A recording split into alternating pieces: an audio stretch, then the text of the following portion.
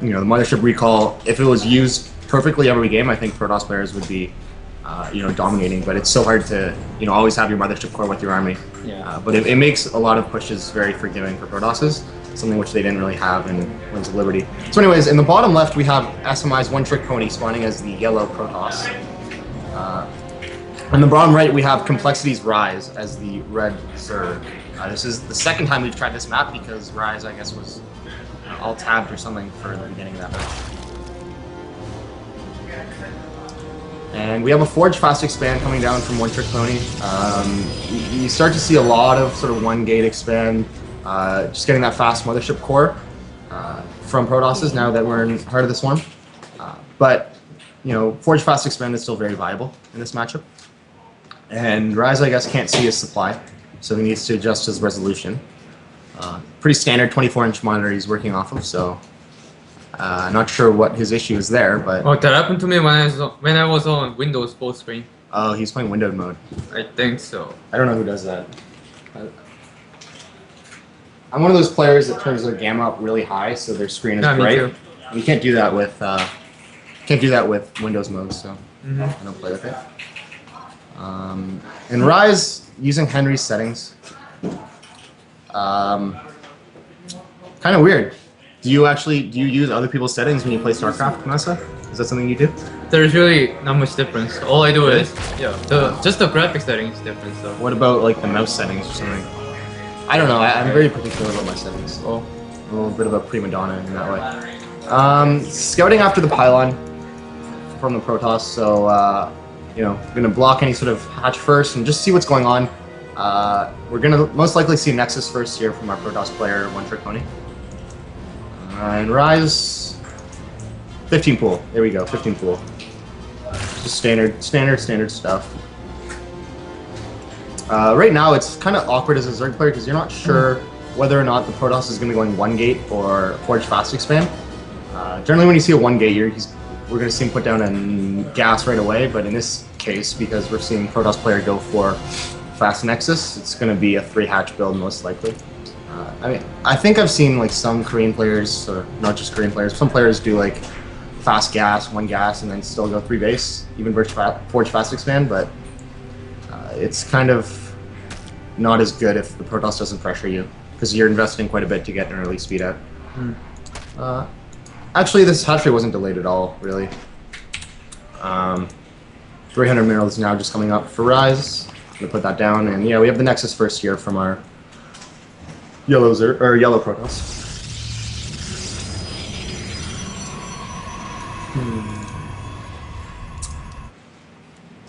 Now, I'm curious to see how OneTrickPony plays. I'm not too familiar with his style. Does he usually play aggressive from your experience, Massa? Actually, I was the one being aggressive, so. But his openers was actually aggressive. Oh, you played him, yeah. That's fine. So. Yeah, he did that warp prism thing and killed your stem, and yet you still won. Even from the very beginning, he made one Mothership Core, one Stalker, and one Zealot every single game. So it's pretty aggressive. And then you made a Widow Mine, and then like totally did so much damage because Protoss can't see them, right? No, they didn't kill anything though. Yeah, the Widow Mine. They didn't kill anything. Yeah, but like he probably cried a lot of Protoss tears.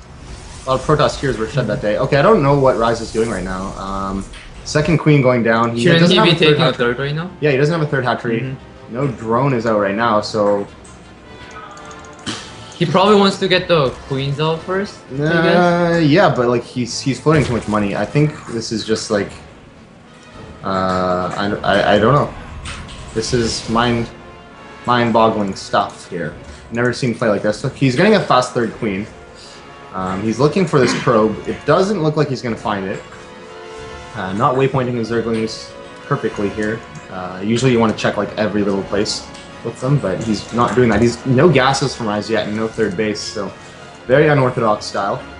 Looks like he's going to just try to get creep out faster, which will, I guess, enable him to, you know, hold off any 2-base pushes nicely with this fast queen, but at the same time, you know, any sort of delayed 2-base push could do a lot more damage because Ryze's economy is going to be a little bit weaker. So, you know, still trying to figure out what's going on here from our Zerg player Ryze. On the other hand, gases third and fourth gases for our Protoss player should be coming down in about 30 seconds or so, and that's when we'll know, how he's going to opt to play. But he does have this forward probe on the map, and there's a Zealot coming down to the third. And OneTrickPony is going to see the very delayed third and kind of start to wonder what exactly Ryze is doing. So this kind of awkward build from Ryze might actually pay off, because we might see Anda, play a little bit more safe than he would otherwise. But this is a very aggressive Zealot. It's going to die. It's just going to be scared.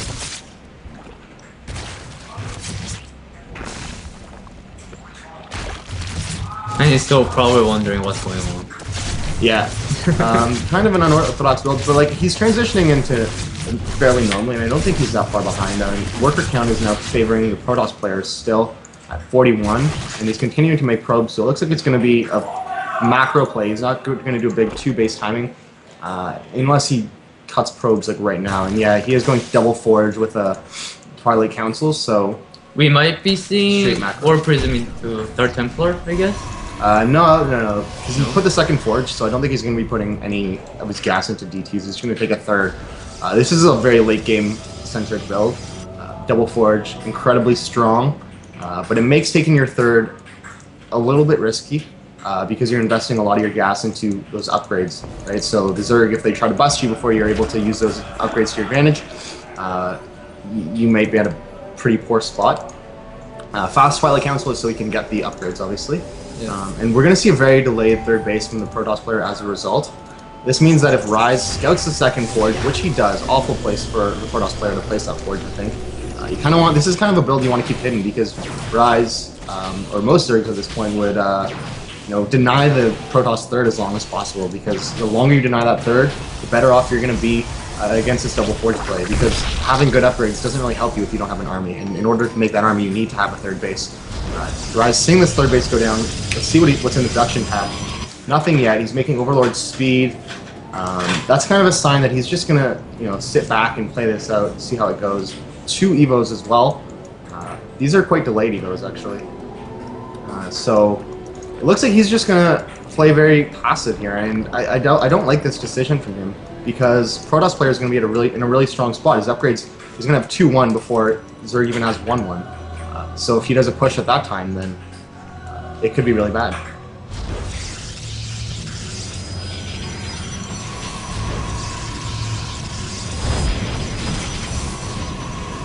And this Mothership core just kind of staying there, checking for things, but it can kind of rain down on this Zerg army for eternity. Obviously a very strong unit defensively with that Photon Overcharge. Once this Nexus goes down, I would say Ryze's chances of killing it are about none. Mortal coming out here. This does not look good for Ryze, because he's going straight into mutas. He's upgrading the missile attacks, but maybe this isn't mutas, because he's upgrading missile. Normally you would upgrade melee, which lets you transition really well into ultras. Muta into Ultra is a pretty nice transition. He should be taking a 4th. Yeah, he should be taking a 4th and a 5th, really, if he's going to play Mutas. Because oh wow, this is going to be a 2-1 push here from Anda. So a 4th and a 5th would actually be quite bad. I think Anda realizes what's going on, and that there's only lanes being made, so there's tech coming on the way. So he's going to push out here. Let's see how many gateways he has. He has about 9 gateways. It's not going to be a ton of damage, but Ryze coming in here for counterattack. He's going to lose his third, most likely. No recall available to the Protoss player. He's actually not going to kill the third, because his Mothership Core is coming back. Ryze going to lose his third here, unless he can do something miraculous on the defensive. Good force fields coming out, blocking out the wings a little bit. These wings are upgraded, and we're seeing 2-1, and this is the timing I was talking about before, when these 0-0 Zerg units are going to be absolutely useless, especially a wing-heavy army versus 2-1 Protoss. Those upgrades just scale so well with Protoss, and there's really no comparable advantage for the Zerg here. He's got the mutas, but mutas are not strong in low numbers against this kind of army. Great force fields in. It looks like OneTrickPony is going to take game number 1 fairly handily. I don't know what Ryze is going to do. We look at the units lost tab, it's 4,475 to 400, so Ryze only killing off the equivalent of 4 Zealots this entire game, while losing 51 Zealots on his end. That is shocking. Shocking and appalling. Really, 67. Well, it's a frost unit. I've never seen Really that. hard to kill. Yeah, that's the power of the double forge build, and Ryze really had to punish that third before it went down, and really keep the